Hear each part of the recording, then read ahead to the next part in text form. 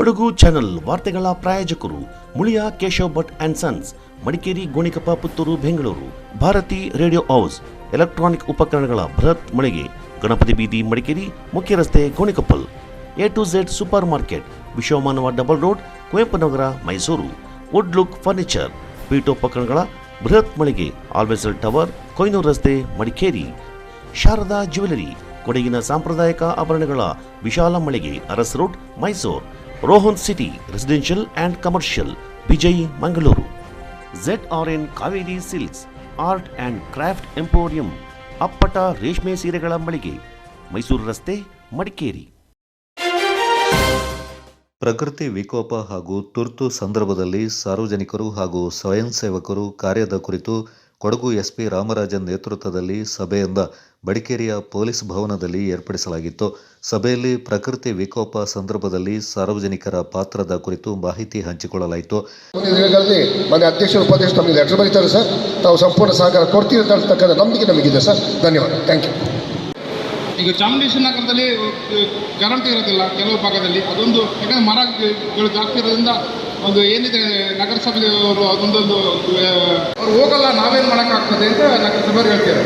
ಈಗ ಏನಿದೆ ನಿಮ್ಮ ಮುಖಾಂತರ ಅವ್ರನ್ನ ಖಾಲಿ ಮಾಡಿಸಿ, ಯಾಕಂತ ಹೇಳಿದ್ರೆ ಈಗ ಮಳೆ ಕೊಟ್ಟಿಲ್ಲ, ಒಂದು ಮನೆ ಖಾಲಿ ಮಾಡಿರ್ತದೆ, ಅಷ್ಟು ಡೇಂಜರ್ ಇದೆ, ಖಾಲಿ ಮಾಡಿಸಿದ್ದು ಅವ್ರು ಮಾಡೋದಿಲ್ಲ ಅಂತ ರಾತ್ರಿ ನಾವು ಒಂದು ಖಾಲಿ ಮಾಡಿಸಿದ್ವಿ.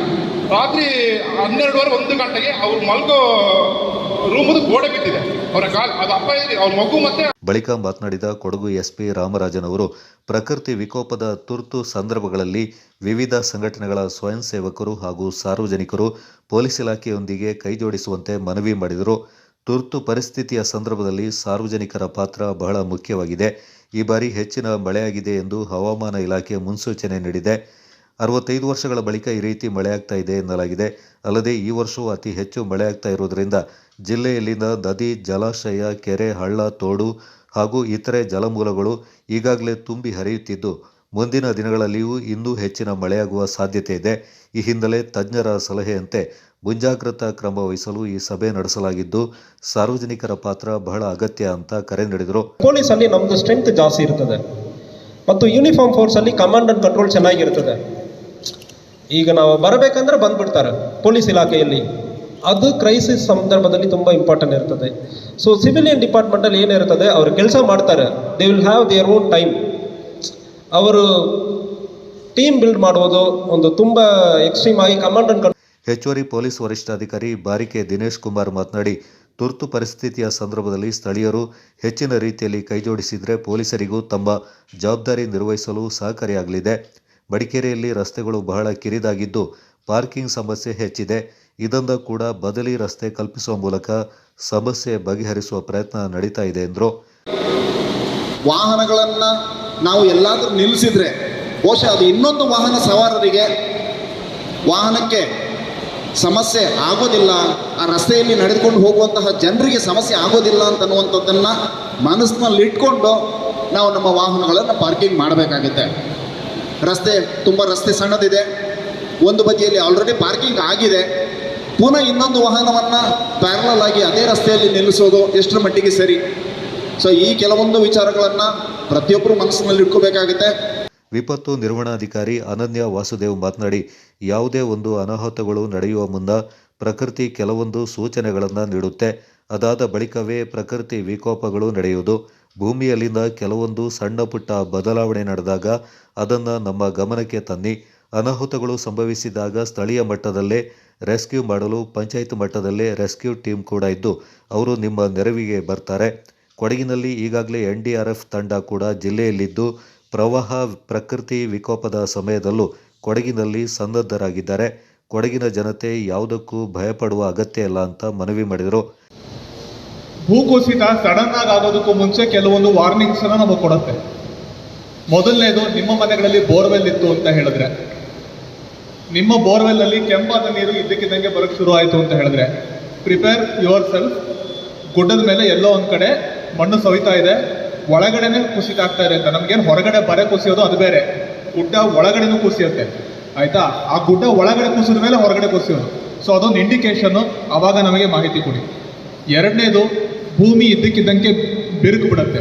ಅಷ್ಟು ಆಗಲೇ ಬಿರುಕು ಆ ಬಿರುಕು ದೊಡ್ಡದಾಗ್ತಾ ಹೋಗ್ತಾ ಇರುತ್ತೆ. ಅಂದರೆ ಈ ವರ್ಷ 5 ಸೆಂಟಿಮೀಟರ್ ಇರುತ್ತೆ, ಮುಂದಿನ ವರ್ಷ 10 ಸೆಂಟಿಮೀಟರ್ ಆಗುತ್ತೆ, ಅದ್ರ ಮುಂದಿನ ವರ್ಷ ಅರ್ಧ ಅಡಿ ಆಗುತ್ತೆ. ಸೊ ಈ ಥರ ಗ್ರೋತು ನಿಮ್ಮಲ್ಲಿ ಎಲ್ಲೋ ಕಡೆ ಆ ಕಡೆ ಹೋಗಿದ್ದಾಗ ನಿಮ್ಮ ಮನೆ ಭಾಗಗಳಲ್ಲಿ ಅಥವಾ ನೀವಿರೋಂಥ ಅಗ್ನಿಶಾಮಕ ದಳದ ಠಾಣಾಧಿಕಾರಿ ಶೋಭಿತ್ ಮಾತನಾಡಿ, ಅಗ್ನಿಶಾಮಕ ಇಲಾಖೆ ಕೂಡ ಈ ಬಾರಿಯ ಮಳೆಗಾಲ ಎದುರಿಸಲು ಸಜ್ಜಾಗಿದೆ. ಏನೇ ತುರ್ತು ಸಂದರ್ಭ ಎದುರಾದಲ್ಲಿ ತರಬೇತಿ ಹೊಂದಿದ ನಮ್ಮ ಸಿಬ್ಬಂದಿಗಳು ರಕ್ಷಣೆಗೆ ನಿಲ್ತಾರೆ. ನಾವು ಮಾತ್ರವಲ್ಲ, ಸಾರ್ವಜನಿಕರ ನೆರವು ಕೂಡ ಅಷ್ಟೇ ಮುಖ್ಯ ಅಂತ ಹೇಳಿದರು. ಸಭೆಯಲ್ಲಿ ಪೊಲೀಸ್ ಅಧಿಕಾರಿಗಳು, ಸಿಬ್ಬಂದಿಗಳು, ಮಡಿಕೇರಿ ನಗರದ ಸಾರ್ವಜನಿಕರು ಪಾಲ್ಗೊಂಡಿದ್ದರು. ನಾವು ನ್ಯೂಸಲ್ಲಿ ನೋಡ್ತಾ ಇರ್ತೀವಿ, ಬಟ್ ಆದರೆ ನಮ್ಮ ಪೊಲೀಸ್ ಆಫೀಸರ್ಸ್ ಇರಲಿ ಇಲ್ಲ ನ್ಯೂಸಲ್ಲಿ ಇರಲಿ ಸಂಪೂರ್ಣ ಮಾಹಿತಿ ನನಗಿಲ್ಲ. ಬಟ್ 65 ವರ್ಷದಿಂದಲೇ ಈ ಜೂನಲ್ಲಿ ಆಗಿರೋದು ಎಲ್ಲರಿಗೂ ಗೊತ್ತಿರೋ ವಿಚಾರ. It is proven thing. ಇದು ರೆಕಾರ್ಡಲ್ಲಿ, ಅಫಿಷಿಯಲ್ ರೆಕಾರ್ಡಲ್ಲಿ ಇದೆ. 65 ವರ್ಷ ಆದಮೇಲೆ ಇಂಥ ಒಂದು ಮಳೆ ಬರುತ್ತಂದ್ರೆ ಅದಕ್ಕೆ ನಾವು ಪ್ರಿಪ್ರೇಷನ್ ಆಗಬೇಕಲ್ಲ, ಅದಕ್ಕಾಗಿ ಈಗ ನಾವು ಮಾಡ್ತಾ ಇರೋದು. ಎಷ್ಟು ಟೀಮ್ ರೆಡಿ ಇದೆ? ಸೊ NDRF ಟೀಮ್ ಒಂದಿದೆ. ಪ್ರತಿ ಸಬ್ ಡಿವಿಷನಲ್ಲಿ ಒಂದೊಂದು ಟೀಮ್, 20 ಜನ ತುಂಬ youngsters who are capable of climbing, rock climbing ಮಾಡ್ತಾರೆ, ಅವರು ಸ್ವಿಮ್ಮಿಂಗ್ ಮಾಡ್ತಾರೆ. 1 ಕಿಲೋಮೀಟರ್ 1.5 ಕಿಲೋಮೀಟರ್ ಕಂಟಿನ್ಯೂಸ್ ಆಗಿ ಸ್ವಿಮ್ಮಿಂಗ್ ಮಾಡೋದು. ಫಿಸಿಕಲಿ ಫಿಟ್ ಇರೋರು ಒಂದು 20 ಜನ ಒಂದೊಂದು ಸಬ್ ಡಿವಿಷನಲ್ಲಿ ಐಡೆಂಟಿಫೈ ಮಾಡಿದ್ವಿ. ಅಂತಾಗ ಒಂದು 3 ಸಬ್ ಡಿವಿಷನಲ್ಲಿ ಇರ್ತಾರೆ. ಮತ್ತು ನಮ್ಮ DR ಅಲ್ಲಿ ಒಂದು 30 ಜನ ಅಂತಾಗ ವೆರಿ ವೆಲ್ ಟ್ಯಾಲೆಂಟೆಡ್ ಉಳಿದವರೇ ಇರ್ತಾರೆ. ಸೊ ಇವರೆಲ್ಲ ತುಂಬ ಕಷ್ಟ ಇರೋ ಜಾಗದಲ್ಲಿ ನಾವು ಕಳಿಸೋದಕ್ಕೆ ಒಂದು 90 ಜನ ತುಂಬ highly efficient and who are capable and physically fit ಇಂತಾಗ ಇರೋರು ಒಂದೊಂದು 90 ಜನ ತುಂಬ ಎಫಿಷಿಯೆಂಟ್ ಇರೋರು ಇರ್ತಾರೆ. ಅದ್ರ ಜೊತೆಗೆ ರೆಗ್ಯುಲರ್ ಪೊಲೀಸ್ಮನ್ ಅವರು ರೆಗ್ಯುಲೇಟ್ ಮಾಡುವುದು, ಉಳಿದ ಕೆಲಸ ಎಲ್ಲ ಮಾಡುವುದು, ಫೋರ್ಸನ್ನು ಮೊಬಿಲೈಸ್ ಮಾಡೋದು, ಲೀಡರ್ಶಿಪ್ ತಗೊಂಡು ಕೆಲಸವನ್ನು ಹಂಚುವುದು, ಇಂಥ ಕೆಲಸ ಮಾಡ್ತಾರೆ. ಹಾಂ ಸರ್.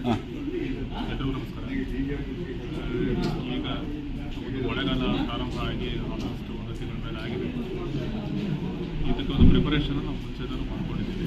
ಏಪ್ರಿಲ್ ತಿಂಗಳಿಂದಲೂ ಕೂಡ ಅನೇಕ ಮೀಟಿಂಗ್ಗಳು ನಡೆದಿದೆ. DDM ಮೀಟಿಂಗ್ ನಡೆದಿದೆ ಮಾನ್ಯ ಜಿಲ್ಲಾಧಿಕಾರಿಗಳವರ ನೇತೃತ್ವದಲ್ಲಿ.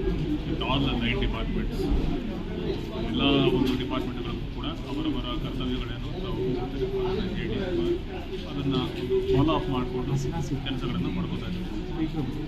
ಜೊತೆಗೆ ಏನಾದರೂ ಕಂಪ್ಲೇಂಟ್ಸ್ ಬಂದರೂ ಕೂಡ ಅದನ್ನು ತ್ವರಿತವಾಗಿ ಅಟೆಂಡ್ ಮಾಡಿ ಅದನ್ನು ಇಮಿಡಿಯೇಟ್ಲಿ ಕಂಪ್ಲೇಂಟ್ನ ರಿಸಾಲ್ವ್ ಮಾಡಲಿಕ್ಕೆ ಏನು ಕ್ರಮ ಕೈಗೊಳ್ಳಬೇಕು ಡಿಸ್ಟ್ರಿಕ್ಟ್ ಎಮರ್ಜೆನ್ಸಿ ಆಪರೇಷನ್ ಸೆಂಟರ್ ನೋಡ್ತಾರೆ. ಇದಕ್ಕೆ ಎಲ್ಲ ಇಲಾಖೆಗಳು ಕೂಡ ಸಹಯೋಗ ಕೈ ಜೋಡಿಸಿದ್ದಾರೆ. ಅಂದರೆ ಈಗ ಯಾವೆಲ್ಲ ಇಲಾಖೆ ಒಟ್ಟಿಗೆ ನಮ್ಮ ಜಿಲ್ಲೆಯಲ್ಲಿರುವ ಎಲ್ಲ ಡಿಪಾರ್ಟ್ಮೆಂಟ್ಸ್ನೂ ಕೂಡ, ಆಲ್ 9 ಡಿಪಾರ್ಟ್ಮೆಂಟ್ಸ್, ಪೊಲೀಸ್ ಇಲಾಖೆ ಇರ್ಬೋದು, ಫೈರ್ ಡಿಪಾರ್ಟ್ಮೆಂಟ್ ಇರ್ಬೋದು, PWD, BRAD, CMC, ಪಂಚಾಯತ್, ಹಾಗೆ ಎಲ್ಲ ಒಂದು ಇಂಥ ಡಿಪಾರ್ಟ್ಮೆಂಟ್ ಬಿಟ್ಟಿದ್ದೀವಿ ಅಂತಲ್ಲ, ಎಲ್ಲ ಡಿಪಾರ್ಟ್ಮೆಂಟ್ಗಳಿಗೂ ಕೂಡ ಅವರವರ ಒಂದು ವ್ಯಾಪ್ತಿಯಲ್ಲಿ ವಿಪತ್ತು ನಿರ್ವಹಣೆಗೆ ಏನು ಕೆಲಸಗಳನ್ನು ಮಾಡಬಹುದು ಅದನ್ನು ಕೂಡ ಅವರು ಮಾಡ್ತಾ ಇದ್ದಾರೆ ಮತ್ತು ಮಾಡೋದಕ್ಕೆ ಸೂಚನೆಯನ್ನು ಕೂಡ ಮಾನ್ಯ ಜಿಲ್ಲಾಧಿಕಾರಿಗಳು ಕೊಟ್ಟಿದ್ದಾರೆ. ನೆಲ್ಲಿಹುದಿಕೇರಿ ಗ್ರಾಮ ಪಂಚಾಯಿತಿ ವ್ಯಾಪ್ತಿಯ 40 ಎಕರೆ ಗ್ರಾಮದಲ್ಲಿ ಕಾಡಾನೆ ದಾಳಿಗೆ ಯತ್ನಿಸಿದ ಸಂದರ್ಭ ಬಿದ್ದು ಗಾಯಗೊಂಡ ಕಾರ್ಮಿಕ ಮಹಿಳೆ ಕವಿತಾ ಅವರ ಮನೆಗೆ ಶಾಸಕ ಡಾಕ್ಟರ್ ಮಂತರಗೌಡ ಭೇಟಿ ನೀಡಿದರು. ಅರಣ್ಯ ಇಲಾಖೆ ಅಧಿಕಾರಿಗಳೊಂದಿಗೆ ಭೇಟಿ ನೀಡಿದ ಶಾಸಕರು ಮಹಿಳೆಯ ಆರೋಗ್ಯವನ್ನು ವಿಚಾರಿಸಿ ಧೈರ್ಯ ತುಂಬಿದರು. ಅಲ್ಲದೆ ವೈಯಕ್ತಿಕವಾಗಿ ಧನ ಸಹಾಯ ನೀಡಿದರು. ಈ ಸಂದರ್ಭ ಕಾಂಗ್ರೆಸ್ ಮುಖಂಡರು, ಗ್ರಾಮ ಪಂಚಾಯಿತಿ ಸದಸ್ಯರು, ಗ್ರಾಮಸ್ಥರು ಹಾಗೂ ಅರಣ್ಯ ಇಲಾಖೆ ಅಧಿಕಾರಿಗಳು ಪಾಲ್ಗೊಂಡಿದ್ದರು. ಹಲಸಿನಕಾಯಿ ತಿಂತ ಇದ್ದಾರೆ ಸರ್. ಇವರು ಕೆಲಸ ಮುಗಿಸಿ ಹೋಗಿದ್ದಾರೆ. ಗಾಬರಿ ಆಗಿ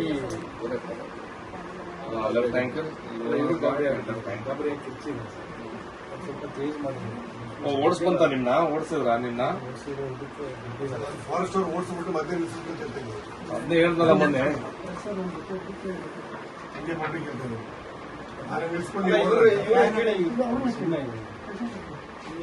ಮಾಹಿತಿ ಕೆಲವೊಂದು ಸಣ್ಣ ಸ್ವೈಟ್ ಫ್ರಾಕ್ಚರು ಅದ್ರ ಇದು ಜಾಸ್ತಿ ಇದೆ.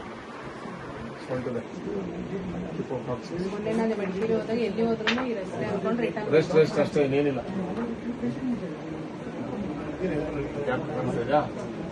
ಜಾಸ್ತಿ ಆಗಿದೆ. ಇರ್ಲಿ ಅಮ್ಮ, ರೆಸ್ಟೇ ಅಮ್ಮ. ಅದೃಷ್ಟಕ್ಕೆ ಜಾಸ್ತಿ ಏನಾಗಿಲ್ಲ ರತನ್. ನೋಡ್ರ, ಅದೃಷ್ಟಕ್ಕೆ ಜೀವ ಏನು ಕಳ್ಕೊಂಡಿಲ್ಲ. ನಮ್ಮ ನಿರ್ಲಕ್ಷ್ಯನಿಗೆ ಇವ್ರಿಗೆ ಸಹ ನೋಡಿ ಪರಿಸ್ಥಿತಿ. ಬನ್ನಿ.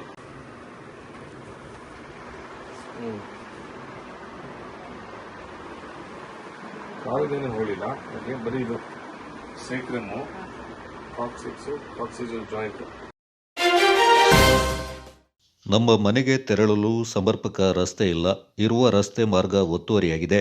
ನಮಗೂ ಮೂಲಭೂತ ಸೌಲಭ್ಯ ಒದಗಿಸಿಕೊಡಿ ಅಂತ ನಗರಸಭೆಯ ಮಾಜಿ ಅಧ್ಯಕ್ಷೆ ಶ್ರೀಮತಿ ಬಂಗೇರ ನಗರಸಭೆಯೊಂದಿಗೆ ತಮ್ಮ ಅಳಲು ತೋಡಿಕೊಂಡಿದ್ದಾರೆ.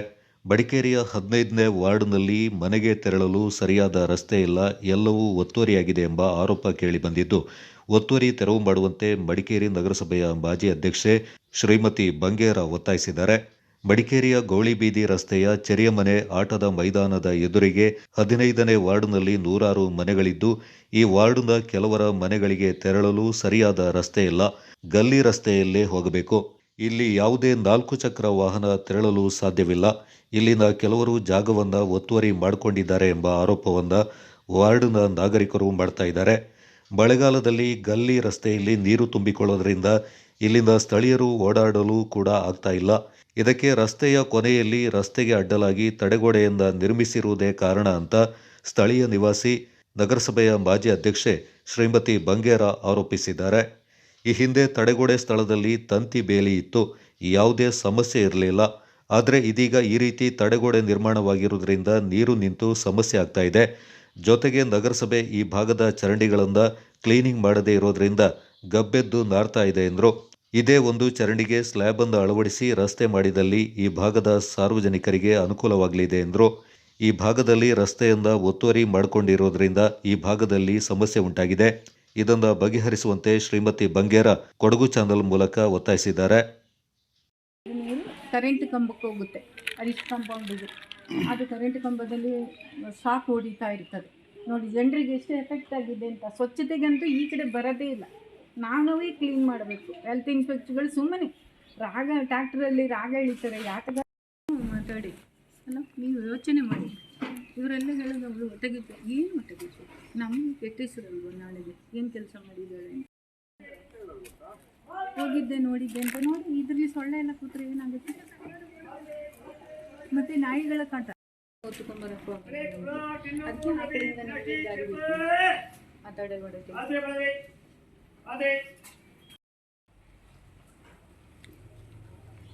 ಹೆಲ್ತ್ ಇನ್ಸ್ಪೆಕ್ಟರ್ ಎಲ್ಲ ನಾವು ಹೋಗಿದ್ದೀವಿ, ನೋಡಿದ್ದೀವಿ ಅಂತ ಹೇಳೋದಷ್ಟೇ. ಆ ಕಡೆನೇ ಕಿತ್ಕೊಡೋದು.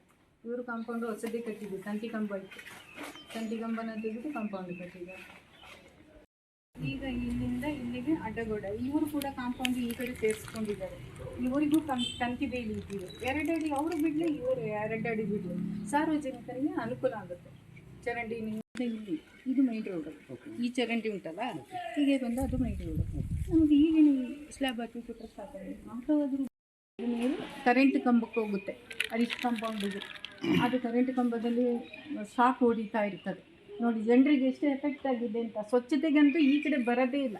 ನಾವೇ ಕ್ಲೀನ್ ಮಾಡಬೇಕು. ಹೆಲ್ತ್ ಇನ್ಸ್ಪೆಕ್ಟರ್ಗಳು ಸುಮ್ಮನೆ ಟ್ಯಾಕ್ಟ್ರಲ್ಲಿ ರಾಗ ಎಳಿತಾರೆ. ಯಾತಗ ಗೌಳಿಬೀದಿ ಬ್ಲಾಕ್ ನಂಬರ್ 13. ಇಲ್ಲಿ ಏನೆಂದರೆ ಬ್ಲಾಕ್ ನಂಬರ್ 13ನಲ್ಲಿ ಬ್ಯಾಕ್ ಸೈಡಿಗೆ ಹಲವು ಮನೆಗಳಿದ್ದು ಜನಪ್ರತಿನಿಧಿಗಳಿಗೆ ಭಾರಿ ತಾಪತ್ರೆ ಆಗಿದೆ.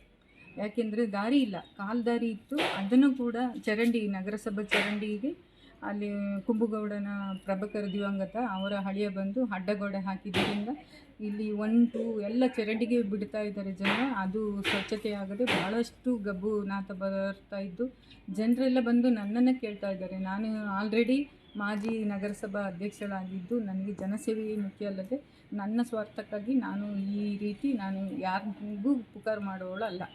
ನಮಗೆ ಭಾಳಷ್ಟು ತಾಪತ್ರೆ ಆಗಿದೆ. ಒಂದು 2 ವೀಲರ್ ಬರುವಂಥ ವ್ಯವಸ್ಥೆ ಕೂಡ ಇಲ್ಲ. ಈ ಮೊದಲೇ ನಾನು ನಗರಸಭಾ ಕಮಿಷನರಿಗೆ, ಜಿಲ್ಲಾಧಿಕಾರಿಗೆ ಪ್ರತಿಯೊಬ್ಬರಿಗೂ ನಾನು ಕಂಪ್ಲೇಂಟ್ ಕೊಟ್ಟಿದ್ದೀನಿ. ಆದರೆ ನಗರಸಭೆಯಿಂದ ಹೆಲ್ತ್ ಇನ್ಸ್ಪೆಕ್ಟ್ರ್ ಕೂಡ ಬಂದು ನೋಡಲಿಲ್ಲ. ನಮಗೆ ಭಾಳಷ್ಟು ತಾಪತ್ರೆ ಆಗಿದೆ. ಕೆರೆ ಟೈಪ್ ಆಗಿದೆ. ನೀರು ಹೋಗಲಿಕ್ಕಿಲ್ಲ, ಒಂದು 2 ವೀಲರ್ ಹೋಗಲ್ಲ, ಯಾವುದೂ ಹೋಗಲ್ಲ. ಹಲವು ಜನರಿಗೆ ಯಾವುದು ಅಂತ ನಾವು ಉತ್ತರ ಕೊಡಲಿ ಹೇಳಿ. ಅದರಿಂದ ತಾವು ಈ ಸಮಸ್ಯೆನ ಬಗೆಹರಿಸಿ ನಮಗೆ 4 ವೀಲರು, ಒಂದು ಆಟೋ ನೋಡಿ. ಕಳೆದ 1-2 ತಿಂಗಳ ಹಿಂದೆ ಹರೀಶ್ ಕಾಂಪೌಂಡಲ್ಲಿ ಬೆಂಕಿ ಹೊತ್ತಿ ಉರಿತಾ ಇತ್ತು. ಒಂದು ಆ್ಯಂಬುಲೆನ್ಸಿಗಾಗಲಿ, ಒಂದು ಫೈರ್ ಇಂಜಿನಿಗಾಗಲಿ ಯಾವುದಕ್ಕೂ ಫೋನ್ ಮಾಡಿದ್ರು ಒಳಗೆ ಬರಲಿಕ್ಕೆ ಯಾವ ಒಂದು ದಾರಿ ಇಲ್ಲ. ಯಾವುದರಲ್ಲಿ ಬರ್ತಾರೆ? ಜನರನ್ನ ಯಾವ ರೀತಿ ನಾವು ರಕ್ಷಣೆ ಕೊಡೋದು, ಜನರಿಗೆ ಯಾವ ರೀತಿ ಕಾಪಾಡೋದು, ಇದನ್ನು ತಾವುಗಳು ಮನಗಂಡು ನಮಗೆ ಹಲವು ಜನರಿಗೆ ಒಂದು ಆಟೋ ಅಂತ ಒಂದು ವ್ಯವಸ್ಥೆ ಬರುವಂತೆ ಚರಂಡಿಗೆ ಚಪ್ಪಡಿ ಕಲ್ಲು ಐತಿಹಾಸಿಕ ಮಡಿಕೇರಿ ದಸರಾದ ಆಕರ್ಷಣೆಗಳಲ್ಲಿ ಒಂದಾದ ದಶಮಂಟಪಗಳ ಸಮಿತಿಯ ನೇತೃತ್ವವನ್ನು 2025ರಲ್ಲಿ ಕೋಟೆ ಶ್ರೀ ಮಹಾಗಣಪತಿ ದೇವಾಲಯದ ದಸರಾ ಸಮಿತಿ ವಹಿಸಿಕೊಳ್ತಾ ಇದ್ದು, ಅಧ್ಯಕ್ಷರಾಗಿ BM ಹರೀಶ್ ಅಣ್ವೇಕರ್ ಆಯ್ಕೆಗೊಂಡಿದ್ದಾರೆ. ನಗರದ ಲಯನ್ಸ್ ಸಭಾಂಗಣದಲ್ಲಿ ನಡೆದ ಕೋಟೆ ಶ್ರೀ ಮಹಾಗಣಪತಿ ಸಮಿತಿಯ ಸಭೆಯಲ್ಲಿ ನೂತನ ಪದಾಧಿಕಾರಿಗಳನ್ನು ಆಯ್ಕೆ ಮಾಡಲಾಯಿತು. ಕೋಟೆ ಶ್ರೀ ಮಹಾಗಣಪತಿ ದಸರಾ ಮಂಟಪ ಸಮಿತಿಯ ಅಧ್ಯಕ್ಷರಾಗಿ ವಿಘ್ನೇಶ್ ಸಿಯು ಆಯ್ಕೆಗೊಂಡರು. ಸಮಿತಿಯ ಪದಾಧಿಕಾರಿಗಳು ಹಾಗೂ ಸದಸ್ಯರು ಅದ್ದೂರಿ ದಸರಾ ಆಚರಣೆಯ ಕುರಿತು ಚರ್ಚೆ ನಡೆಸಿದರು. ಇದೇ ಸಂದರ್ಭ ಮಡಿಕೇರಿ ನಗರ ಸಂಚಾರಿ ಪೊಲೀಸ್ ಠಾಣೆಯಿಂದ ಕುಶಾಲ್ ನಗರಕ್ಕೆ ವರ್ಗಾವಣೆಗೊಂಡ ASI ನಂದಾ IP ಅವರನ್ನ ಸಮಿತಿ ವತಿಯಿಂದ ಸನ್ಮಾನಿಸಿ ಬೀಳ್ಕೊಡಲಾಯಿತು.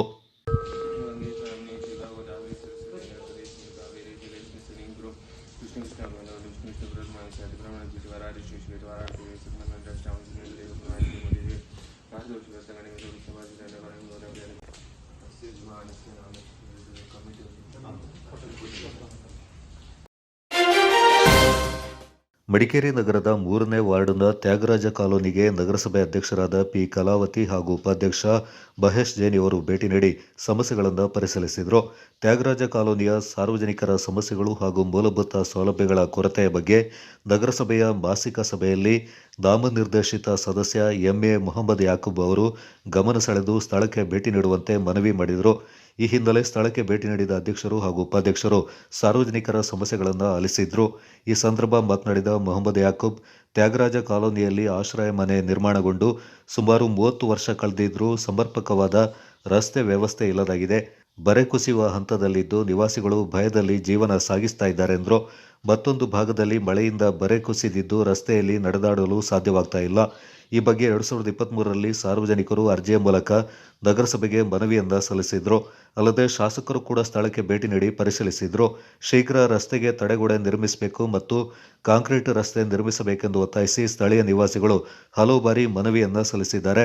ಆದ್ದರಿಂದ ಆದಷ್ಟು ಬೇಗ ರಸ್ತೆ ನಿರ್ಮಿಸಿಕೊಡುವ ಮೂಲಕ ಸಾರ್ವಜನಿಕರಿಗೆ ಅನುಕೂಲ ಕಲ್ಪಿಸಬೇಕೆಂದು ಮೊಹಮ್ಮದ್ ಯಾಕೂಬ್ ಮನವಿ ಮಾಡಿದರು. ಬಾಲಕೃಷ್ಣ ಎಂಬುವರ ಮನೆಯ ಬಳಿ ಸುಮಾರು 5 ಮನೆಗಳಿದ್ದು ಇಲ್ಲಿ ಕೂಡ ಕಾಂಕ್ರೀಟ್ ರಸ್ತೆ ನಿರ್ಮಿಸಿಕೊಡುವಂತೆ ಕೋರಿದರು. ಈ ಸಂದರ್ಭ ಪ್ರಮುಖರಾದ ಮುನೀರ್ ಮಾಚಾರ್, ಹಸೇನ್, ಆಸಿಫ್, ಹ್ಯಾರಿಸ್, ಬಾಲಕೃಷ್ಣ ಹಾಗೂ ಸ್ಥಳೀಯ ನಿವಾಸಿಗಳು ಪಾಲ್ಗೊಂಡಿದ್ದರು. ಮುಂಗಾರು ಪ್ರಾರಂಭ ಆಗ್ತಾ ಇದ್ದಂತೆ ಕೊಡಗಿನಲ್ಲಿ ಭತ್ತದ ಕೃಷಿಗೆ ಸಿದ್ಧತೆಗಳನ್ನು ನಡೆಸಲಾಗುತ್ತೆ. ಗದ್ದೆಯನ್ನು ಉಳುವುದು, ಏರಿ ಸರಿಪಡಿಸುವುದು ಸಾಮಾನ್ಯವಾಗಿ ನಡೆಯುತ್ತೆ. ಮಳೆ ಪ್ರಾರಂಭ ಆಗ್ತಾ ಇದ್ದಂತೆ ಬೀಜ ಬಿತ್ತನೆ ಮಾಡಲಾಗುತ್ತೆ. ಪೈರಾಗ್ತಾ ಇದ್ದಂತೆ ಭತ್ತದ ಗದ್ದೆಗಳು ಹಚ್ಚ ಹಸಿರಾಗಿ ಕಣ್ಮನ ಸೆಳೆಯಲು ಪ್ರಾರಂಭಿಸುತ್ತೆ. ಗದ್ದೆ ನಾಟಿ ಅಂದರೆ ಒಂದು ಗದ್ದೆಯ ಹಬ್ಬದ ವಾತಾವರಣ ಸೃಷ್ಟಿಯಾಗುತ್ತೆ. ಪುರುಷರು, ಮಹಿಳೆಯರು, ಯುವಕ ಯುವತಿಯರು ಕೂಡ ಗದ್ದೆ ನಾಟಿಯಲ್ಲಿ ಹರ್ಷದಿಂದ ಪಾಲ್ಗೊಳ್ಳುತ್ತಾರೆ. ಭತ್ತದ ಗದ್ದೆಯ ತಮ್ಮ ಅನುಭವಗಳನ್ನು ಹಂಚಿಕೊಂಡ ವಿರಾಜಪೇಟೆಯ ರೈತ ಮಹಿಳೆ ಇಂದಿರಾ, ಸರ್ಕಾರ ಕೊಡಗಿನಲ್ಲಿ ಭತ್ತದ ಕೃಷಿ ಬಗ್ಗೆ ಗಮನ ಹರಿಸಬೇಕು. ಮಳೆಹಾನಿ, ಕಾಡಾನೆಗಳ ಹಾವಳಿಯಿಂದ ಕೃಷಿಕರು ಸಂಕಷ್ಟಕ್ಕೆ ತುತ್ತಾಗಿ ನಷ್ಟ ಅನುಭವಿಸಬೇಕಾಗುತ್ತೆ. ಕಳೆದ ಬಾರಿಗಿಂತ ಈ ಬಾರಿ ಗದ್ದೆಗಳಲ್ಲಿ ಕೆಲಸ ಮಾಡುವವರ ಸಂಬಳ ಕೂಡ ಹೆಚ್ಚಾಗಿದ್ದು ಉತ್ತಮ ಬೆಳೆ ಇದ್ದರೂ ಕೂಡ ಯಾವುದೇ ಲಾಭ ಇರೋದಿಲ್ಲ. ಹಿರಿಯರು ನಡೆಸಿಕೊಂಡು ಬರ್ತಾ ಇರುವ ಭತ್ತದ ಕೃಷಿಯನ್ನು ಮುಂದುವರಿಸುವ ಉದ್ದೇಶದಿಂದ ಭತ್ತದ ಕೃಷಿಯನ್ನ ಮಾಡಬೇಕು. ಇದರಿಂದ ಬಹಳಷ್ಟು ಭತ್ತದ ಕೃಷಿಕರು ಭತ್ತ ಕೃಷಿಯನ್ನ ಕೈಬಿಟ್ಟಿದ್ದಾರೆ. ಸರ್ಕಾರ ಈ ಬಗ್ಗೆ ಕಾಳಜಿ ವಹಿಸಬೇಕೆಂದು ತಿಳಿಸಿದ್ದಾರೆ.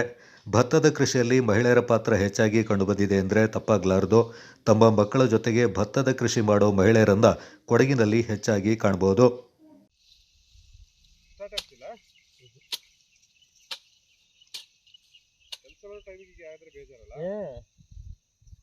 ನಾವೇನೋ ಒಂದು ಬೆಳಿಗ್ಗೆ ಹೊರಡುವಾಗ ಇಷ್ಟು ಕೆಲಸ ಆಗ್ತದೆ ಅಂತ ಇರ್ತದೆ ಪ್ಲಾನ್. ನನಗೆ ಇದೊಂದು ಮುಗಿಸಿ ಹೋಗುವಂತ ಬಂದಿದ್ದೆ. ಮತ್ತೆ ಅಷ್ಟರಲ್ಲಿ ತುಂಬ ಇದೆ ಇರ್ತಾರೆ ಆಯ್ತಲ್ಲ, ಅರ್ಧಕ್ಕರ್ಧ ಕೆಲಸ ಬಾಕಿ ಹೋಗ್ತದೆ ಅಷ್ಟೇ. ಅದಕ್ಕೊಂದು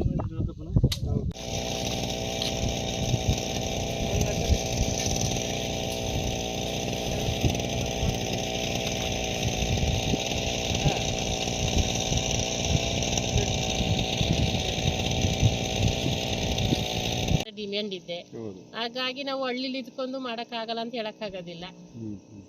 ಹಾಗಾಗಿ ತರ್ಸ್ಕೊಂಡು ಹೋಗ್ಬೇಕು ಅಂತ ನಮ್ಮ ಈಗ ನೋಡಿ 21ಕ್ಕೆ 22ಕ್ಕೆ ಹೌದಾ ಎಲ್ಲ ವ್ಯವಸ್ಥೆ ಆಗಿದ್ದೀವಿ. ನಾಟಿಯವ್ರಿಗೆ ಹೇಳಿದ್ದೀವಿ, ಆ ಟೈಮಿಗೆ ಬರ್ತಾರೆ ಅವರು, 7 ಟೈಮಿಗೆ ಡೇಟ್ ಪ್ರಕಾರ ಬರ್ತಾರೆ ನಾಟಿಗೆ. ಮುಂಗಾರು ಶುರು ಆಗಿದೆ. ಹಾಗೆ ಕೃಷಿ ಚಟುವಟಿಕೆ ಎಲ್ಲ ಬಿರುಸಿನಿಂದ ಈಗ ಶುರು ಆಗ್ತಾ ಇದೆ. ತಾವು ಕೃಷಿಕರಿದ್ದೀರಿ, ಹಾಗಾಗಿ ಕೃಷಿ ಕೆಲಸ ಆರಂಭಿಸಿದ್ದೀರಾ. ಹೇಗೆ ಶುರು ಮಾಡಿದ್ದೀರಾ, ಮತ್ತು ಎಷ್ಟು ದಿವಸ ತಗೊಳ್ತೀರಾ ಈ ಕೆಲಸ ಕಾರ್ಯ ಮಾಡೋಕ್ಕೆ? ನಾಟಿ ಯಾವಾಗ ಮಾಡ್ತೀರಾ, ಹೇಗೆ ಪ್ಲ್ಯಾನ್ ಮಾಡ್ಕೊಂಡಿದ್ದೀರಾ ಅಂತ? ಹೌದಾ, ನಾವು ಅಂತಂದರೆ ಈಗ ನಾವು ಮೇಲಿ ಸ್ಟಾರ್ಟ್ ಮಾಡಿದ್ದೀವಿ ಗದ್ದೆ ಎಲ್ಲ ಉಳ್ಸೋಕ್ಕೆ. ಈಗ ಜುಲೈ ಅಲ್ಲ ಇದು, ಜುಲೈಲಿ 1ನೇ ತಾರೀಕಿಗೆ ನಾವು ನಾಟಿ ಮಾಡ್ತೀವಿ, ಸರಿನಾ ಹೇಳೋದು? ಮತ್ತು ಇದು ವಿನಾಯಕ ನಗರ ಬೀಜ ಹಾಕ್ತೀವಿ. ಈಗ ಬೀಜ ಹಾಕಿದ್ದೀವಿ. ಎಷ್ಟೊತ್ತು ಹಾಕಿದ್ದೀವಿ ನಾವು ಬೀಜ ಅನ್ನೋದಿಲ್ಲ, 18ನೇ ತಾರೀಕಲ್ಲಿ ಹಾಕಿದ್ದೀವಿ ಬೀಜನ. ಬರೋ ತಿಂಗಳು 21ಕ್ಕೆ ನಾಟಿ ಮಡಗ್ತೀವಿ. ಹೌದಾ? ಹೇಗೆ ಅಮ್ಮ, ಈಗ ಕೃಷಿ ಮಾಡಬೇಕಾದ್ರೆ ಈಗ ಕೆಲಸದ ಆಳುಗಳಿಗೆ ತುಂಬ ಕಷ್ಟ ಇದೆ. ಹೌದು. ಇಂಥ ಸಂದರ್ಭದಲ್ಲಿ ನೀವು ಈಗ ಎಷ್ಟು ಬಟ್ಟಿ ಭೂಮಿನ ಮಾಡ್ತಾ ಇದ್ದೀರಾ ಇಲ್ಲಿ, ಮತ್ತು ಜನರ ಹೊಂದಾಣಿಕೆ ಹೇಗೆ ಮಾಡ್ಕೊಳ್ತೀರಾ ಅಂತ? ಜನರ ಹೊಂದಾಣಿಕೆ ಅಂತಂದರೆ ನಾವು ಟೌನಿಂದ ಕರ್ಕೊಬರ್ತೀವಿ. ಕಳೆಗಾಗಲಿ ಅಥವಾ ನಾಟಿಗಾಗಲಿ ಪೈರಿಗಾಗಲಿ ಎಲ್ಲ ಟೌನಿಂದ ನಮ್ಮ ಊರಿನವ್ರೆಲ್ಲ ಸೇರ್ತೀವಿ, ಎಲ್ಲ ಒಗ್ಗಟ್ಟಾಗಿ ಸೇರಿ ಮಾಡ್ತೀವಿ. ಈಗ ಹೇಗೆ ಆಳುಗಳಿಗೆ ಈಗ ಒಂದು ಸಂಬಳ ಕೊಡುವಂಥದ್ದೆಲ್ಲ ಹೇಗೆ, ಯಾವ ಥರ ಇದೆ? ಕಳೆದ ವರ್ಷ 650 ಇತ್ತು. 10 ಗಂಟೆಗೆ ಟೀ ಕಡಿ, ಮಧ್ಯಾಹ್ನ ಊಟ ಇಲ್ಲ. 650 ತಗೊಂಡಿದ್ರು. ಈ ವರ್ಷ 10 ಗಂಟೆಗೆ ಟೀ ಕಡಿ, ಮಧ್ಯಾಹ್ನ ಊಟ, 750 ರೂಪಾಯಿ ಸಂಬಳ ಬೇಕು ಅಂತ ಕೇಳ್ತಾ ಇದ್ದಾರೆ. ಅದು ಈಗ ನಮಗೆ ಕೃಷಿ ಮಾಡೋರಿಗೆ ಬರೀ ಭತ್ತ ಬೆಳೆಯೋದಲ್ಲ, ತುಂಬಾ ಕಷ್ಟ ಇದೆ. ಈಗ ನಾವು ಕಮ್ಮಿ ಮಾಡಿ ಅಂದರೆ ನೀವು ಬೇಡ ನಿಮ್ಮ ನಾಟಿ ಕೊಡದಿದ್ರು ಪರವಾಗಿಲ್ಲ ಅಂತ ಜಗಳ ಮಾಡ್ತಾರೆ. ಈಗ ಕೃಷಿ ಮಾಡಿ ನಾವು ಬಿಡೋಕ್ಕಾಗೋದಿಲ್ಲ, ಈ ಥರಕ್ಕಿದೆ. ಈಗ ಕಳೆದ ವರ್ಷ ಏನು ಸಿಕ್ಕಿಲ್ಲ ನಮಗೆ. ಕಳೆದ ವರ್ಷ ಏನೋ 1800 2000 ಹಾಂ, 1800 2000 ಅನ್ಕೊಳ್ಳಿ. ಕಳೆದ ವರ್ಷ ಬಂದ್ರು ಕೃಷಿಲಿ ಏನು ಲಾಭ ಸಿಕ್ಕೋದಿಲ್ಲ. ಅಂದ್ರೆ ಆಳ್ಗಳು ಕೂಲಿ ಜಾಸ್ತಿ ಆಯ್ತಲ್ಲ, ಏನು ಅಂದ್ರೆ ಮನೇಲಿ ಕೂರ್ಬೇಕಲ್ಲ ನಾವು ರೈತರುಗಳಾಗಿ ಅಂತ ಹೇಳಿ ಹಿಂಗೆ ವಾರ ಮಾಡೋದು. ನಮ್ಗೆ ಅದೇನು ಸಿಕ್ಕೋದಿಲ್ಲ. ಅವ್ರಿಗೂ ಕೊಡ್ಬೇಕು, ಗದ್ದೆಯರಿಗೆ 5-5 ಕ್ವಿಂಟಲ್ ಭತ್ತ ಕೊಡ್ಬೇಕು ನಾವು. ನಮ್ಗೇನು ಗೀಟದ ಅವ್ರು ಗದ್ದೆ ಕೊಟ್ಬಿಡ್ತಾರೆ, ಏನು ಅಂತೂ ನೋಡೋದಿಲ್ಲ.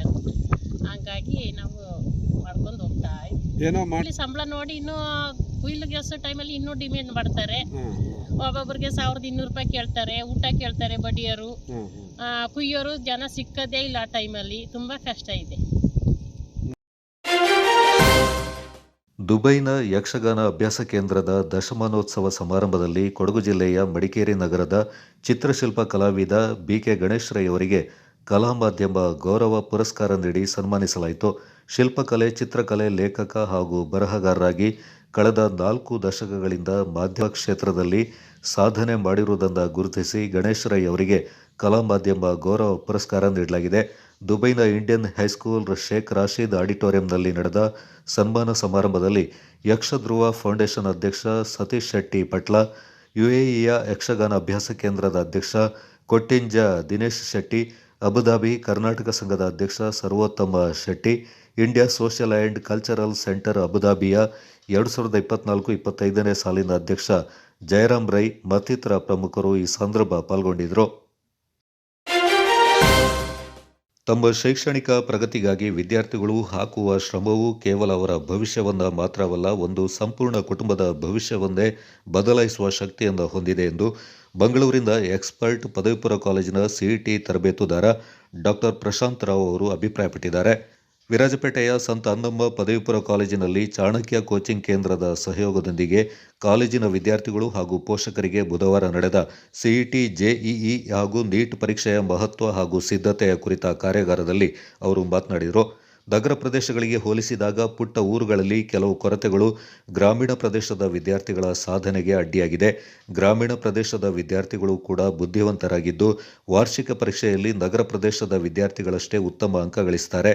ಆದರೆ ಅಗತ್ಯ ಸಿದ್ಧತೆ ಇಲ್ಲವಾದ್ದರಿಂದ ಸ್ಪರ್ಧಾತ್ಮಕ ಪರೀಕ್ಷೆಯಲ್ಲಿ ಉತ್ತಮ ಅಂಕ ಗಳಿಸುವಲ್ಲಿ ವಿಫಲರಾಗ್ತಾರೆ. ಇದರಿಂದ ರಾಜ್ಯ ಹಾಗೂ ದೇಶದ ಅತ್ಯುತ್ತಮ ಸಂಸ್ಥೆಗಳಲ್ಲಿ ಉನ್ನತ ಶಿಕ್ಷಣ ಪಡೆಯುವುದರಿಂದ ವಂಚಿತರಾಗ್ತಾರೆ ಎಂದರು. ಅಧ್ಯಕ್ಷತೆ ವಹಿಸಿದ್ದ ಸಂತ ಅನ್ನಮ್ಮ ಪದವಿ ಪೂರ್ವ ಕಾಲೇಜಿನ ಪ್ರಾಂಶುಪಾಲ ರೆವರೆಂಡ್ ಫಾದರ್ ಮದಲೈ ಮುತ್ತು ಮಾತನಾಡಿ, ಪದವಿ ಪೂರ್ವ ಹಂತದಲ್ಲಿ ವಿದ್ಯಾರ್ಥಿಗಳು ಮೊಬೈಲ್ ಗೇಳಿಗೆ ಬಲಿಯಾಗಬಾರದು. ಬದುಕಿನಲ್ಲಿ ಶಿಸ್ತು ಇದ್ದರೆ ಮಾತ್ರ ಭವಿಷ್ಯದಲ್ಲಿ ಗುರಿ ಸಾಧನೆ ಸಾಧ್ಯ. ತಮ್ಮ ಓದು ತಂದೆ ತಾಯಿಗಾಗಲಿ ಅಥವಾ ಶಿಕ್ಷಕರಿಗಾಗಿ ಅಲ್ಲ, ತಮ್ಮ ಭವಿಷ್ಯಕ್ಕೆ ಎನ್ನುವುದನ್ನು ವಿದ್ಯಾರ್ಥಿಗಳು ಮೊದಲು ಮನಗಾಣಬೇಕೆಂದರು. ಸ್ಪರ್ಧಾತ್ಮಕ ಪರೀಕ್ಷೆಯಲ್ಲಿ ಉತ್ತಮ ಅಂಕ ಗಳಿಸಿ ಉತ್ತಮ ಕಾಲೇಜಿನಲ್ಲಿ ಉನ್ನತ ಶಿಕ್ಷಣವನ್ನು ಪಡ್ಕೊಂಡ್ರೆ ಉತ್ತಮ ಉದ್ಯೋಗವನ್ನು ಪಡೆದು ಭದ್ರ ಭವಿಷ್ಯವನ್ನು ರೂಪಿಸಿಕೊಳ್ಳಬಹುದಾಗಿದೆ.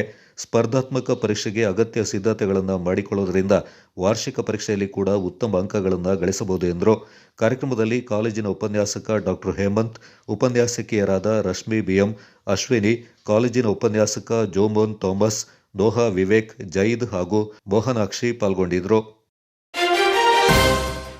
ಕನ್ನಡ ಸಾಹಿತ್ಯ ಕ್ಷೇತ್ರದಲ್ಲಿ ಬೃಹತ್ ಕೊಡುಗೆಯಾದ ವಚನಗಳನ್ನು ಸಂರಕ್ಷಿಸುವಲ್ಲಿ ಪ್ರಮುಖ ಪಾತ್ರ ವಹಿಸಿದ ಡಾಕ್ಟರ್ ಫಗು ಹಳಕಟ್ಟಿ ಅವರ ದೂರದೃಷ್ಟಿ ಮತ್ತು ಮೌಲ್ಯಗಳು ಪ್ರತಿಯೊಬ್ಬರಿಗೂ ಮಾದರಿ ಅಂತ ಗಾಳಿಬೀಡು ಜವಾಹರ್ ನವೋದಯ ವಿದ್ಯಾಲಯದ ಉಪನ್ಯಾಸಕರಾದ ಮಾರುತಿ ದಾಸಣ್ಣವರ್ ಹೇಳಿದ್ದಾರೆ.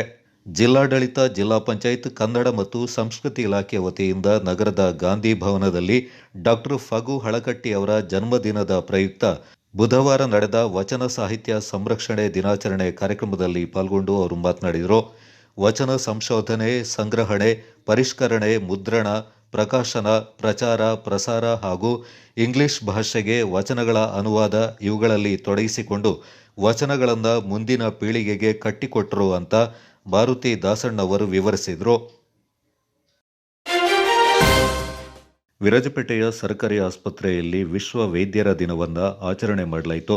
ಈ ಸಂದರ್ಭ ಸರ್ಕಾರಿ ಆಸ್ಪತ್ರೆಯ ಮುಖ್ಯ ಶಸ್ತ್ರಚಿಕಿತ್ಸಕರಾದ ವಿಶ್ವನಾಥ ಸಿಂಪಿ ಅವರ ನೇತೃತ್ವದಲ್ಲಿ ನಡೆದ ಕಾರ್ಯಕ್ರಮದಲ್ಲಿ doctor Rajesh, doctor Prajwal, doctor Hemapriya, doctor Soumya, doctor Sameer, doctor Yashaswini ಸೇರಿದಂತೆ ಆಸ್ಪತ್ರೆಯ ಶುಶ್ರೂಷಕಿಯರು, ಆಡಳಿತ ಮಂಡಳಿಯ ಸಿಬ್ಬಂದಿ ವರ್ಗ ಹಾಗೂ ಕಾರ್ಮಿಕರು ಪಾಲ್ಗೊಂಡಿದ್ದರು.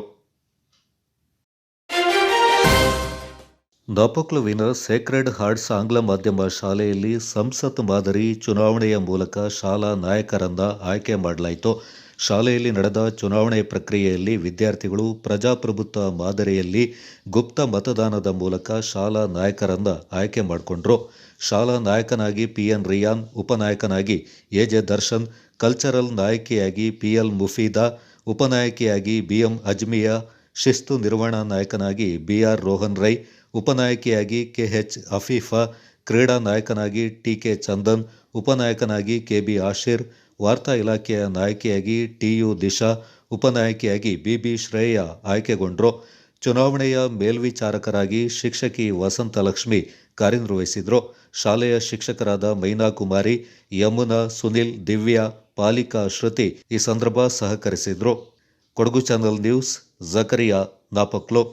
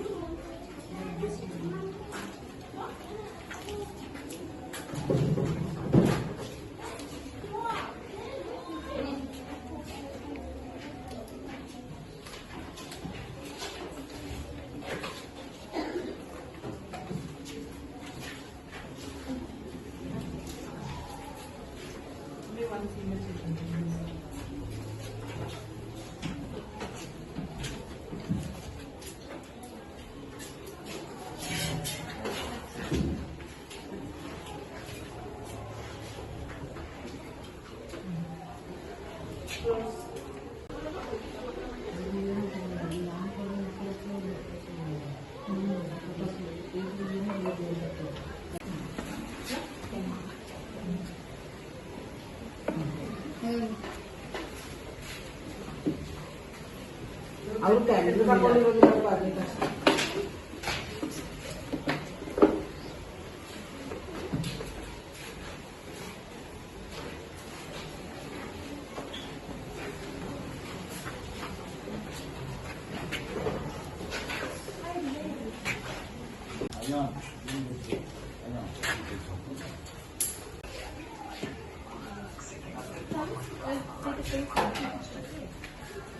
Or Rana, your option.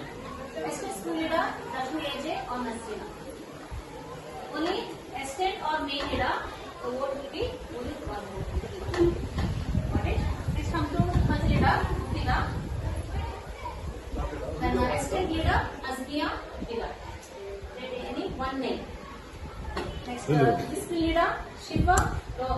anyone? Afifa, Lina, anyone? Okay. Next, sports leader, Chandana, Nahima, anyone? You are optional. Next, Hashir, Sabit, Case. Okay. Either Hashir or Sabit. Then news leader, Nisha Tiyu. Next assistant, Shaya Bibi, Murshida.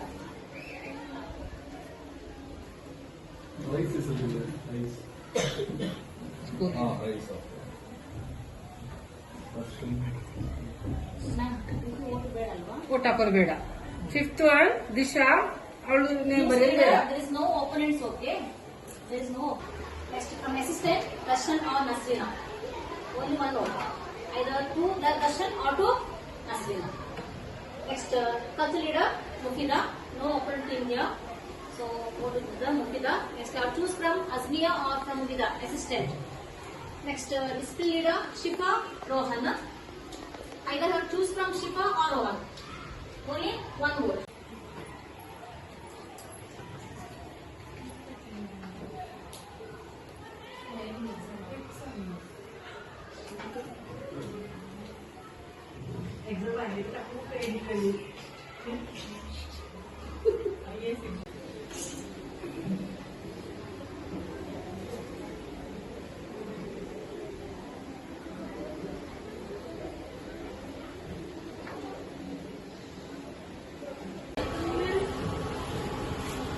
Place of the girls are computer एक पकड़ा का computer नीचे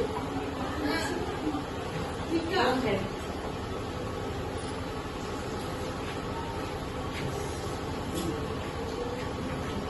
बोला 8 girls का उसको अंका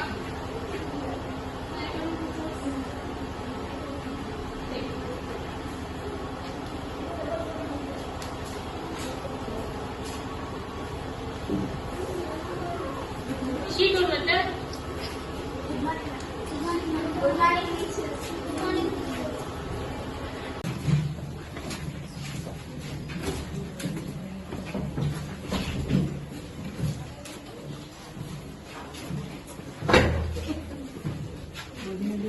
Did you finish my writing exam, huh?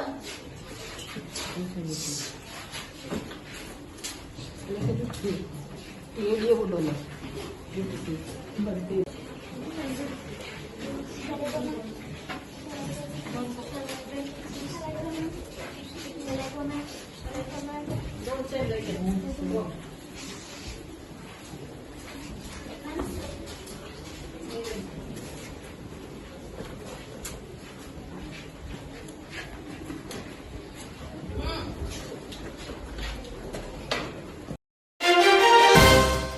ಭಾರತೀಯ ಸೇನೆಯಲ್ಲಿ ಸುದೀರ್ಘ 30 ವರ್ಷ ಸೇವೆ ಸಲ್ಲಿಸಿ ಜೂನ್ 30ರಂದು ನಿವೃತ್ತಿ ಹೊಂದಿ ಸ್ವಗ್ರಾಮಕ್ಕೆ ಆಗಮಿಸಿದ ಯೋಧ ಎಚ್.ಎಸ್. ಕೃಷ್ಣಪ್ಪ ಅವರಿಗೆ ಹೆಬ್ಬಾಲೆ ಗ್ರಾಮದಲ್ಲಿ ಬುಧವಾರ ಅದ್ದೂರಿ ಸ್ವಾಗತ ನೀಡಲಾಯಿತು. ಚೆನ್ನೈನಿಂದ ಸಂಜೆ 3 ಗಂಟೆಗೆ ಊರಿಗೆ ಬಂದ ಯೋಧ ಕೃಷ್ಣಪ್ಪ ಅವರ ಕುಟುಂಬಸ್ಥರ ಮೇಲೆ ಗ್ರಾಮಸ್ಥರು, ಶಾಲಾ ಮಕ್ಕಳು ಹಾಗೂ ಅಭಿಮಾನಿಗಳು ಪುಷ್ಪ ಮಳೆಯನ್ನ ಎರೆದರು. ಹೆಬ್ಬಾಲೆ ಗ್ರಾಮಸ್ಥರು ಕೃಷ್ಣಪ್ಪ ಗೆಳೆಯರ ಬಳಗ ಹಾಗೂ ಕೃಷ್ಣಪ್ಪ ಅಭಿಮಾನಿಗಳು ವೀರ ಯೋಧ ಕೃಷ್ಣಪ್ಪ ಅವರ ಕುಟುಂಬವನ್ನು ಸನ್ಮಾನಿಸಿ ನೆನಪಿನ ಕಾಣಿಕೆ ನೀಡುವ ಮೂಲಕ ಗೌರವಿಸಿದ್ರು. ಅಭಿಮಾನಿಗಳು ಬೃಹತ್ ಹೂವಿನ ಹಾರಗಳನ್ನು ಹಾಕಿ ಗೌರವ ಸಲ್ಲಿಸಿದ್ರು. ಇದೇ ವೇಳೆ ಯೋಧ ಹಾಗೂ ದೇಶದ ಪರವಾಗಿ ಘೋಷಣೆ ಕೂಗುವ ಮೂಲಕ ದೇಶಪ್ರೇಮ ಬಿಂಬಿಸಲಾಯಿತು. ಅಭಿಮಾನಿಗಳು ಹೆಬ್ಬಾಲೆ ಸರ್ಕಲ್ನಲ್ಲಿ ಪಟಾಕಿ ಸಿಡಿಸಿ ಸಿಹಿ ವಿತರಿಸಿ ಸಂಭ್ರಮಿಸಿದ್ರು.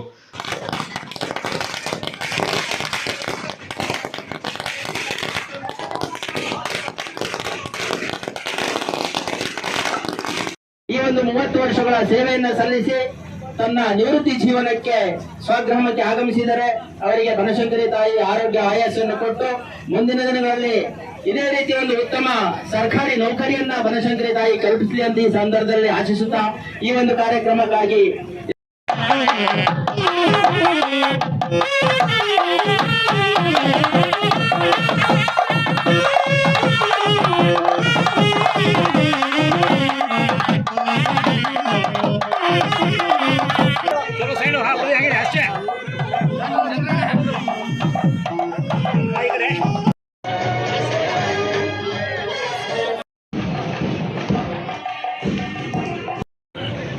ನನ್ನ ಗ್ರಾಮದ ಜನತೆಗೆ ಹಾಗೂ ಈ ಒಂದು ನನ್ನ ಬೀಳ್ಕೊಡೆ ಕಾರ್ಯಕ್ರಮವನ್ನು ಹಮ್ಮಿಕೊಂಡಂಥ ನನ್ನ ಪ್ರೀತಿಯ ಆತ್ಮೀಯ ಗೆಳೆಯರಾದಂಥ ರಮೇಶ್, ಶ್ರೀನಿವಾಸ್, ಲೋಕೇಶ್, ಎಲ್ಲ ನನ್ನ ಗ್ರಾಮದ ಜನತೆಗೂ ನನ್ನ ಹೃದಯಪೂರ್ವಕವಾದ ವಂದನೆಗಳು.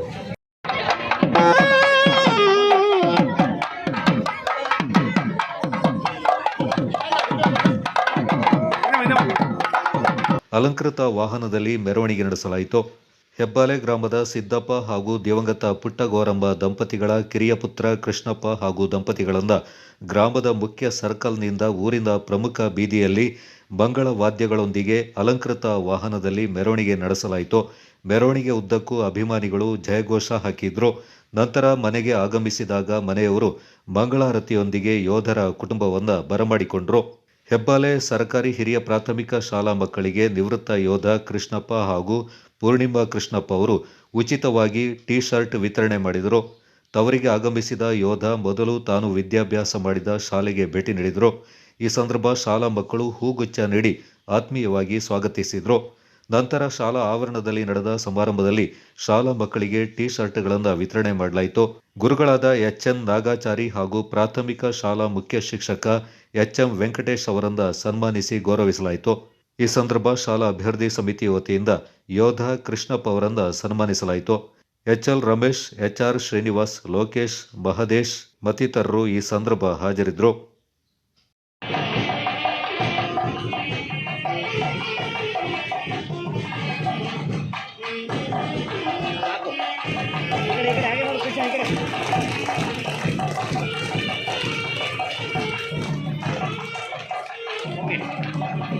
ಹಾಗೆ ಹಾಗೆ ಹಾಕ್ಬಿಡು ಫಸ್ಟ್.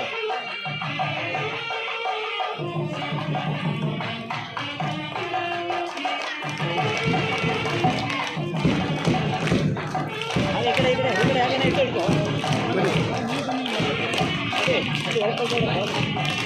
ಅದೇ ಒಂದು ಪುಟ್ಟ ಈ ಕಡೆ ಓಯ್.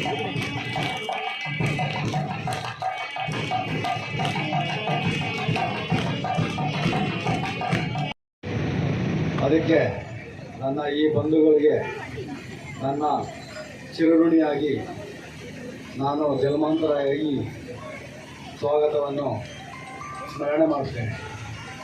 ಹಾಗೆ ನನ್ನ ಗ್ರಾಮಸ್ಥರಿಗೂ ಪ್ರತಿಯೊಂದು ಜನತೆಗೂ ನನ್ನ ಧನ್ಯವಾದವನ್ನು ಹೇಳುತ್ತಾ ಈ ಒಂದು ಚಿಕ್ಕ ಭಾಷಣವನ್ನು ಮುಗಿಸ್ತೇನೆ. ಜೈ ಹಿಂದ್, ಜೈ ಕರ್ನಾಟಕ.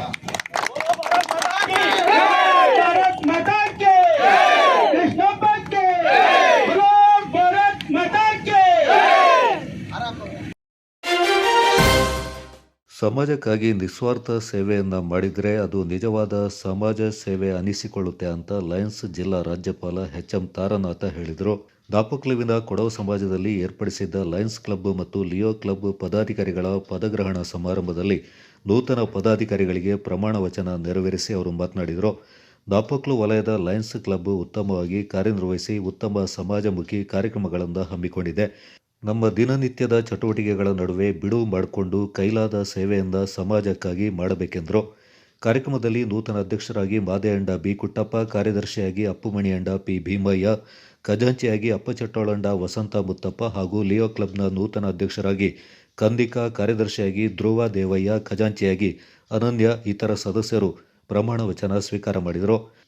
Kodagu channel news, Duggala Sadananda, Napoklu. ಕೆಲಸ ಮತ್ತೆ ಕ್ಯಾಂಪೇನ್ ಆಗಿ ನಿಮ್ಗೆ ಗೊತ್ತಿದೆ. ಈಗ ಒಂದೇ ಸರಿ $1,000 ಯಾರು ಇನ್ವೆಸ್ಟ್ ಮಾಡೋದಿದ್ದರೆ ನಮ್ಮ ಅಮೌಂಟ್ ಕಲೆಕ್ಷನ್ ಮಾಡಿ $1,000 ಆದಮೇಲೆ ಅವ್ರಿಗೆ ಕೊಡ್ಬೋದು. ಕೆಲಸ ಮಾಡಿದ್ರೆ ಜೀವನದ ಒಂದು ದಿವಸವನ್ನು ನಾವು ಪಡ್ಕೊಳ್ತೀವಿ ಅಂತ ಯಾರು ಯೋಚನೆ ಮಾಡ್ತಾರೆ. ಸಂತೋಷ ಕನ್ಸರ್ಟ್ ನೋಡ್ತಾರೆ, ಕನ್ಸರ್ಟ್ ಹೋಗ್ತಾರೆ. ಬಟ್ ನಮ್ಮ ಲೈಫಲ್ಲಿ ಒಂದೇ ನಮಗೆ ಕಳ್ಕೊಂಡ್ವಿ ಅಂತ ಯಾರು ಯೋಚನೆ ಮಾಡಿಲ್ಲ. ಇಷ್ಟೊಂದು ಹೇಳ್ತಾ